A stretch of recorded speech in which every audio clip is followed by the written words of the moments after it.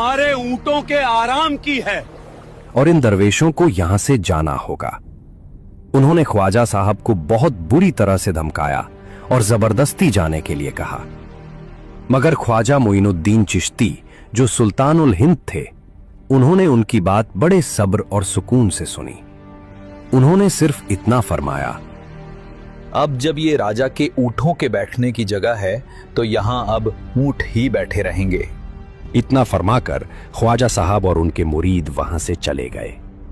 लेकिन जब वे बाद में अपने ऊंटों और घोड़ों को लेने वापस आए तो देखा कि उनके जानवर अपनी जगह से हिल ही नहीं पा रहे हैं। उनके हाथों पैरों में जैसे ताकत ही नहीं बची थी। मुझे लगता है ये उन बुजुर्ग फकीरों की रूहानी ताकत का असर है जिससे हमारे ऊंट नहीं उठ रहे। अपनी गलती मानकर वे मुलाजिम और उनका सरदार वापस ख्वाजा साहब के कदमों में आ गिरे। ख्वाजा साहब, हमें माफ कर दीजिए और हमारे इन ऊंटों को वापस इनकी असल हालत में ले आइए।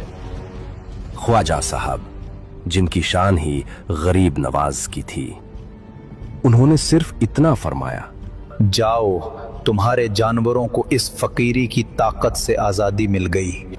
ये सुनते ही जैसे ही वे लोग वापस मुड़े, उनके ऊंट और घोड़े तुरंत उठ खड़े हुए और आराम से चलने लगे।